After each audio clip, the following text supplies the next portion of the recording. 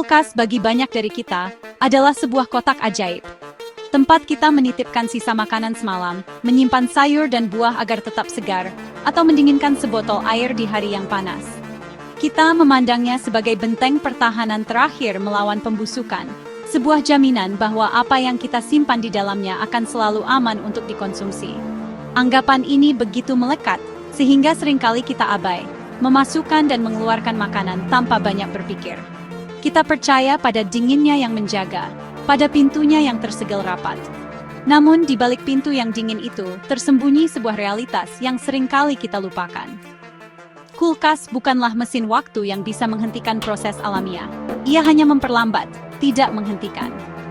Di dalam keheningan dan suhunya yang rendah, ada bahaya-bahaya tak kasat mata yang mengintai, siap menyerang jika kita lengah. Bahaya yang bisa mengubah makanan yang seharusnya menyehatkan menjadi sumber penyakit. Ini bukan untuk menakut-nakuti, tapi untuk mengajak kita lebih waspada. Karena itu, hari ini, saya ingin mengajak Anda untuk membuka pintu kulkas kita bersama-sama. Bukan hanya untuk mengambil makanan, tapi untuk melihatnya dengan mata yang baru. Untuk memahami apa yang sebenarnya terjadi di dalamnya dan mengenali bahaya-bahaya tersembunyi yang mungkin selama ini luput dari perhatian kita. Mari kita selami lebih dalam, karena kesehatan kita dan keluarga berawal dari hal-hal yang kita anggap sepele, termasuk dari cara kita mengelola isi kulkas. Bayangkan ini, Anda baru saja membeli daging ayam segar dan beberapa jenis sayuran untuk lalapan. Sesampainya di rumah, karena terburu-buru, Anda meletakkan bungkusan daging mentah itu di rak paling atas dalam kulkas, tepat di atas wadah berisi selada yang sudah dicuci. Tanpa Anda sadari, cairan dari daging mentah itu mungkin saja menetes, sedikit demi sedikit, merembes dan mencemari selada di bawahnya. Inilah yang kita sebut kontaminasi silang, sebuah ancaman senyap yang sangat umum terjadi. Bakteri berbahaya seperti Salmonella atau E. coli dari daging mentah, dengan mudahnya berpindah ke makanan matang atau makanan yang siap santap. Pemisahan adalah kunci utamanya. Kita harus memperlakukan makanan mentah, terutama daging, unggas, dan ikan, seolah-olah mereka membawa muatan berbahaya yang harus diisolasi. Selalu simpan makanan mentah di rak paling bawah kulkas, terbungkus rapat dalam wadah yang tidak mungkin bocor. Ini bukan sekadar soal kerapian, ini adalah soal pencegahan. Makanan matang, sisa lauk semalam, atau buah-buahan harus selalu berada di rak atas, jauh dari jangkauan tetesan berbahaya. Dengan disiplin sederhana ini, kita sudah membangun tembok pertahanan pertama melawan musuh tak terlihat di dalam kulkas kita sendiri. Banyak dari kita berpikir bahwa suhu dingin kulkas mampu membunuh semua bakteri. Ini adalah sebuah kekeliruan yang berbahaya. Ada satu jenis bakteri yang justru tangguh dan mampu bertahan hidup, bahkan berkembang biak pada suhu rendah di dalam kulkas. Namanya Listeria monocytogenes. Bakteri ini bisa ditemukan di berbagai jenis makanan, mulai dari produk susu yang tidak dipasteurisasi, daging olahan seperti sosis atau ham, hingga sayuran mentah yang terkontaminasi. Keberadaannya seringkali tidak mengubah rasa, bau, atau penampilan makanan, membuatnya semakin sulit untuk dideteksi. Ancaman listeria ini menjadi sangat serius bagi kelompok rentan. Bagi ibu hamil, infeksi listeriosis bisa berakibat fatal, menyebabkan keguguran, kelahiran prematur, atau infeksi serius pada bayi baru lahir. Begitu pula bagi para lansia dan orang-orang dengan sistem kekebalan tubuh yang lemah, listeria bisa menyebabkan penyakit parah. Oleh karena itu, penting untuk tidak hanya menjaga kebersihan kulkas dengan membersihkannya secara rutin, tetapi juga memperhatikan tanggal kedaluarsa produk olahan dan memasak makanan hingga matang sempurna. Jangan pernah meremehkan bakteri yang satu ini, karena ia adalah bukti nyata bahwa dinginnya kulkas tidak selalu berarti aman. Indera penciuman dan perasa kita adalah sistem deteksi alami yang paling canggih. Pernahkah Anda membuka kulkas dan disambut oleh aroma yang aneh dan tidak sedap? Atau mungkin Anda pernah mencoba sisa makanan yang rasanya sudah sedikit asam dan berbeda dari seharusnya. Seringkali kita mengabaikan sinyal-sinyal ini, menganggapnya hanya karena makanan sudah terlalu lama disimpan. Padahal, perubahan rasa dan bau adalah tanda peringatan yang jelas dari alam bahwa makanan tersebut sudah mulai rusak. Ini adalah hasil kerja mikroorganisme yang memecah komponen makanan, menghasilkan senyawa-senyawa baru yang tidak seharusnya ada di sana. Mengonsumsi makanan yang sudah berubah rasa atau bau sama saja dengan mengambil risiko.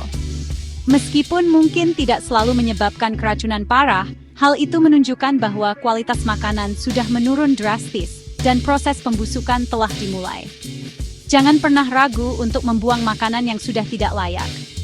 Prinsip sayang dibuang tidak berlaku jika taruhannya adalah kesehatan. Biasakan untuk memberi label tanggal pada wadah penyimpanan sisa makanan, agar kita tahu sudah berapa lama makanan itu berada di dalam kulkas. Percayalah pada indera Anda. Jika baunya aneh atau rasanya tidak benar, tempatnya ada di tempat sampah, bukan di perut kita. Mungkin ada sebotol saus yang sudah terbuka berbulan-bulan, atau selai yang sudah melewati tanggal kedaluarsa, namun terlihat masih bagus. Kita seringkali berpikir, kan disimpan di kulkas, pasti masih aman. Ini adalah sebuah asumsi yang sangat berbahaya. Menyimpan makanan basi atau kedaluarsa di dalam kulkas tidak serta-merta membuatnya aman. Bakteri dan jamur penyebab keracunan makanan mungkin sudah tumbuh subur di dalamnya, meskipun tidak selalu terlihat oleh mata telanjang. Makanan yang sudah melewati masa primanya adalah medium yang sempurna bagi mikroba untuk berpesta pora. Keracunan makanan bukan sekadar sakit perut ringan. Gejalanya bisa berkisar dari mual, muntah, dan diare, hingga komplikasi yang lebih serius yang memerlukan perawatan medis. Tanggal kedaluarsa, atau baik digunakan sebelum yang tertera pada kemasan, bukanlah sekadar saran, melainkan sebuah panduan keamanan yang penting. Secara rutin, luangkan waktu untuk mengaudit isi kulkas Anda. Periksa setiap botol, wadah, dan kemasan. Buang apapun yang sudah kedaluarsa atau menunjukkan tanda-tanda kerusakan. Menganggap kulkas sebagai tempat sampah yang dingin hanya akan mengundang penyakit masuk ke dalam rumah dan tubuh kita.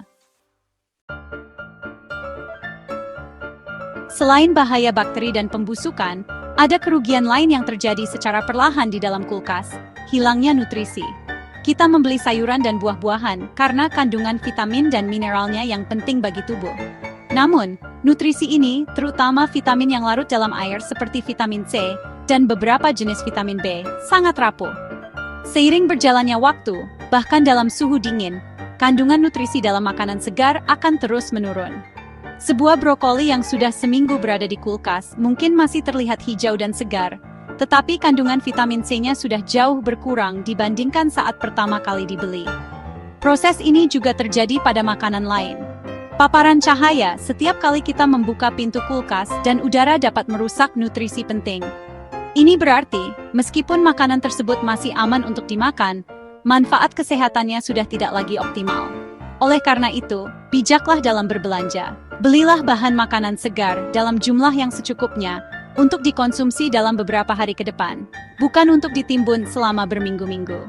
Dengan begitu, kita memastikan bahwa makanan yang kita konsumsi tidak hanya aman, tetapi juga masih kaya akan gizi yang dibutuhkan oleh tubuh kita untuk tetap sehat dan berfungsi dengan baik. Setelah melihat berbagai potensi bahaya yang ada, jelaslah bahwa kulkas bukanlah sekadar lemari pendingin. Ia adalah sebuah ekosistem mini yang perannya sangat krusial dalam menjaga kesehatan kita, dan ekosistem ini butuh dikelola dengan baik. Kunci utamanya adalah kesadaran dan kebiasaan. Mulai sekarang, mari kita lihat isi kulkas kita dengan lebih teliti. Jangan lagi ada makanan tanpa label tanggal. Jangan lagi ada daging mentah yang diletakkan sembarangan. Dan jangan lagi ada makanan kedaluarsa yang dibiarkan menumpuk di sudut paling belakang. Jadikan ini sebagai sebuah rutinitas.